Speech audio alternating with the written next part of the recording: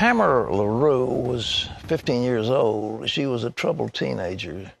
And one day, she took a gun her mother had and put it against her chest, and she pulled the trigger.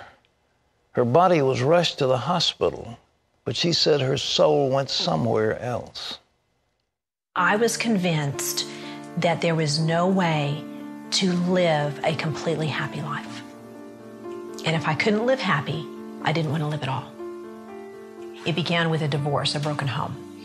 And I believe that through that, my mentality began to form and began to develop a sense of rejection because I didn't understand. I was a small child and didn't understand adult things. And so I felt the breakup was all about me. That sense of rejection just really grew. I began to perceive myself as a burden to other people. And so I would take little bitty comments that were relatively insignificant. I would make it into a really big deal. Those little seeds in my life, I began meditating on over and over. And as I grew, the rejection began to grow. What is wrong with me? And so I believe that the only answer for me was to end my life. I walked to my mother's room thinking I don't want anyone to see me because I'm so determined to end my life, to end the void, to end the suffering, to end the loneliness, that nothing was going to stop me. I began crying out and I began screaming out to God, God, forgive me. And the gun went off. Well, she's written a book called Delivered. Tamara Laroux is here with us. Hey, it's good to see you. Thank you, Pat. It's a tremendous book. Thank you. That was a 38 police special. Yes. Your mother had in her drawer. I understand a voice said to you, don't shoot your face. It did, Pat. When I was headed on my mission, I was so determined not to live. And when I held the gun initially, I placed it up to my head. And a voice spoke to me and said, remove that from your head and place it at your heart. And I argued with this voice, and I said, no, because I am going to complete this mission that I have started with. Yeah. And so all of a sudden I get a vision of what I would look like if I was, to some bizarre reason, survive that. And then I got a vision of what I would look like, and I felt a compassion for my family. And so I listened to the voice, and I removed the gun from my head, and I placed it down at my heart. You pointed to your chest. You had it straight going down this way into your heart. I did. I knew where my heart was, and so I took the gun, and I aimed it directly for my heart because I was not going to miss. And I wanted that gun to send me into eternity because I was so desperate for my pain and my suffering to end. So you pulled the trigger and there was a loud bang, and then what happened? Pat, when I pulled that trigger, I knew my body was dying. I felt the blood rushing through my lungs. Death gripped my body. I became blind. I became deaf. And as my soul left my body, I began traveling faster than the speed of light. And I began falling and falling and falling. And all of a sudden, this explosion happened on the inside of me. It was as if there was like a sulfuric type acid burn that consumed me in every way. It was so hideous and terrifying. There are no words to describe the level of pain and the type of burn that I was experiencing. What was it? It was hell, Pat. It was what the Bible describes as hell. It was the fire of hell. And when I looked around, not only was I in a place of death, but I now had become death. I was no longer in a place where there was peace. I was in a place of total torment. Were you terrified? I had become fear. Oh, you've become fear. I had become a being of fear. You know, the Bible describes that death is the absence of God. Yeah, yeah. And so in the absence of God, in the absence of anything good, your soul actually transforms into a being of fear, which is the opposite of love. So my being, my person turned into a being of fear, a being of pain, a being in total isolation. There wasn't anybody else around you. Pat, I could look out and I could see thousands, millions of people that were all around me, but I was unable to communicate with them. Was it like a lake? Was it molten? It was like I don't know that it was like a lake. There was it's hard to describe. I guess you could say it was like, it was a huge sea of people. Yes, and there were many, many chambers that were all around me. And all of the people that were there were in the same formless being, screaming out in agony, in total terror, in a hideous scream. Then there was no end to it, Pat. There are no words to describe how horrific this was. They were screaming in agony. They were screaming in agony, and because they had become total beings of death. Yeah. And that's hard for the physical mind to understand those things. But when I would look at it, I remember looking at an individual, particularly, and they were as close to me as you are. And when I saw them, Pat, I knew everything about them. I knew every sin they had committed. I knew my knowledge about their life was completely full. I knew everything they had done wrong. I knew their thoughts. I knew their emotions. I knew the will. I knew everything I could think upon. My wisdom was in its fullness. It was like a Harvard degree instantly, but it didn't matter. It didn't matter. In that hideous state of a burning torment, the only knowledge that mattered was that Jesus Christ was Lord. And here I am in this state of agony, indescribable agony, and the only thing that mattered was that I never surrendered to the lordship of Jesus Christ. Was this like regret in your mind as part of that fear? Absolutely regret. There was so much regret and shame and guilt that I had believed a lie and that I had believed the deceit. And when I looked out across the lake, across the heavens, I could see the entire universe, Pat. And it was like the earth was magnified. And there was a mutual feeling, a mutual understanding of everyone, the thousands and millions of people that were there with me, that we did not want anyone to go where we were. We wanted people to go back to earth and warn everyone, don't believe the lie, do not be deceived by your enemy, do not come here. Is that in your mind prior to this that ever could have seen anything as horrible as that? No. Never. And now I read the Bible and I see the Bible, how it describes hell. Yeah. And I look at my experience, and there are no words to describe what I experienced, Pat. Was there any end to it for these people? No, there was no end. No end? No end. And you could look across the Gulf expanse, and you could see heaven. You could see the peace, the joy, the love, the wholeness. And you knew you were never going to experience that, because time does not exist in eternity. Time does not exist at all. And so you know you are there forever with no relief. The burn will never stop. The screaming will never stop. And the only thing you can do is hope that no one else will come where you are. It's the most horrible prospect when you think of it. I mean, a human mind can't conceive of anything as absolutely awful as that. You cannot. The human mind cannot, in our physical state, cannot understand spiritual things at all.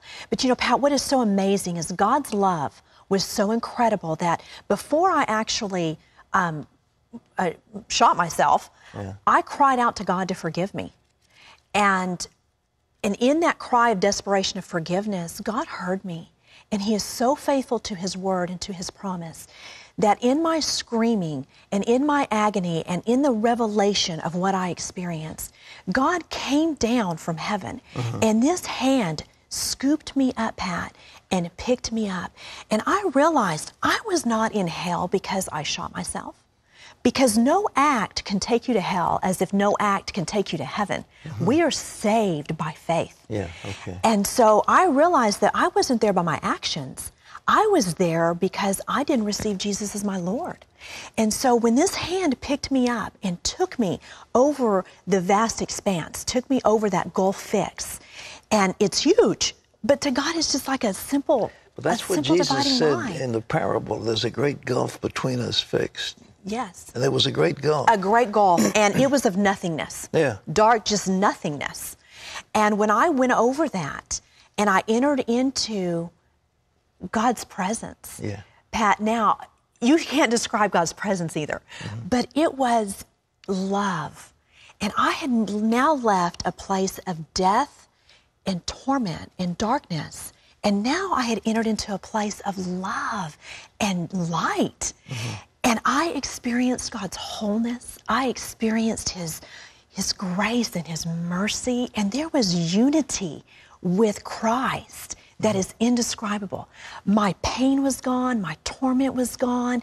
And I was in this presence of total wholeness. And you could see the lights, the beauty of the stones and the lights reflecting in heaven. And the very sight of them was rejuvenating and just energizing. And they it was were communicating magnificent. with each other. The people were talking. Oh yes, they were all communicating. However, I was restricted. You were. I was not allowed to take part in any of that. Although I knew that was going on and although I saw those things, I was not allowed to take part of that or to see many things in detail. There was many things understood, and the knowledge was free and wisdom was free. And so as I traveled over the heavens and I was cleansed of my sin, and I came back, and there are, in the spiritual world, you're not confounded to the restrictions of the physical world. And so I came right back into the roof of my home, and they laid my body, the vessel of God laid my body back, my soul back into my body. And when He did that, I instantly could see and hear again. And I knew at that moment that I was surrendering to the Lordship of Jesus Christ. And I knew that whatever I was facing, the stigma of suicide, the stigma of everything that I had to face, was going to be okay. Would you come back in? Was it an operating room? You came back into your home? No, I came back into my home. You did? I came back into my home because when I had gone in there, I was isolated. Nobody knew that I had gone in there alone. So I don't know how long exactly I was out of my body, but when I had come back, that was when I had called for my mother to come and help me, and that was when she called the ambulance. But when the ambulance got there, they even asked my mom, "Are you going to even bother to take her to the emergency room?" Because I was gray. I had the pallor of death on me, and they thought that I was fading into death, but what they didn't realize is I had already been dead and had just come back. And so within a matter of a few hours, Pat, I had gone from, "Are you going to bother to take her to the hospital?" They did their work on me in the emergency room. Then they took me into ICU. And by the time they got me to ICU, they're like, "There's nothing wrong with her."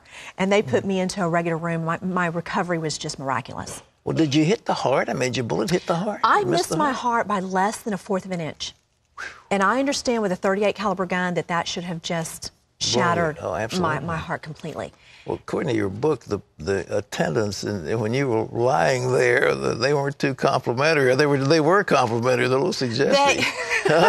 It was quite humiliating. Here I was going through a situation that is humiliating in itself. Being in a state of emotional just despair. And then I had gone in there and the emergency crew were just, making sexual innuendos and just, having fun. And to them, it was just work. They were just working. Did they know you were alive and hearing all this? Oh, I was very coherent. I mean, they were looking at me for a response. Yeah. And my response was just, I kind of smiled like, "I can't believe you're saying this." But that was part of, God used that, Pat. He works all things for our good. Sure. And He used that to show me, "Tamara, you have got to not be afraid of people. There is only one fear you should have, and that is a reverent fear for me." And you were 15 years old? I was 15 years old. What's happened since? It's amazing. You hear testimonies of how God just completely delivers you emotionally. That didn't happen with me, Pat. Although when I came back, God healed me of hopelessness. But He did not deliver me emotionally instantaneously. And I began my journey. And on this journey, it has been a wonderful journey. God has begun to teach me how to take the promises of His Word and apply them to my mind and apply them to my emotions. So God has, through a process, completely delivered me and made me whole, where I am no longer emotionally distressed or depressed or sad or lonely or rejected. Do other people buy this when you tell them? What's your family, your parents, what do they think? Did you tell them where you'd been? You know, initially I did not tell them, Pat, because it scared me. Yeah. And I know that the stigma when people commit suicide, it's, you know, you're wanting attention and we're going to, okay, you know, and I didn't want people to think that I wanted attention. I wanted people to know what I had to say was the truth, because I was so afraid of what people thought about me. I didn't tell anybody. For 2 years, I kept this secret to myself. And when I was ready to come and tell people, when I became saved, I started going to church, I started studying God's Word, I started on my journey of learning how to become free and how to apply the cross to my life. Yeah. But I made a lot of mistakes. And I would still fall back and I would drink and I would party with my friends because I needed these friends, I thought. Okay. And God showed me different. And so when I came out and began to tell my story, people were like, okay, if you're really telling the truth, then why did you go back and do these things? And it's a perfect opportunity for me to tell them, when our soul is in our body, we are in a war for our soul. Right. And I am having to learn how to crucify my flesh and live after the Spirit of God. And I have gone on that journey. And so now, Pat, people, when I share my testimony, we see people saved and delivered and restored and made whole. And that same love that God has given me, I'm seeing Him manifest in the lives of others. And it's just amazing. Tamara, this book is tremendous. Ladies and gentlemen, it's called Delivered. Tamara Laroux, what a story. And that journey from heaven, or hell to heaven, not heaven to hell, hell to heaven. Yes. Tamara, God bless you. This is great. Oh, thank you so much. God has been... We serve a mighty God. We do indeed. And, you know, Pat, I want to say one thing. If you are believing anything other than the gospel of Jesus Christ, you are believing a lie. Because the gospel is the truth. It is the only truth. You cannot add to it, nor can you take away from the gospel of Jesus. You've been there. And I've been there. Tamara, God bless you. Thank you Thank you so much. Tamara Laroux, ladies and gentlemen. A whole week, we're talking about life beyond the grave. People who've been there, they've seen it. Listen to what they say. We leave you with these words from John 14. Jesus said, I am the way, the truth, and the life. No one comes to the Father except through me. We'll see you tomorrow. Don't miss it. Bye-bye.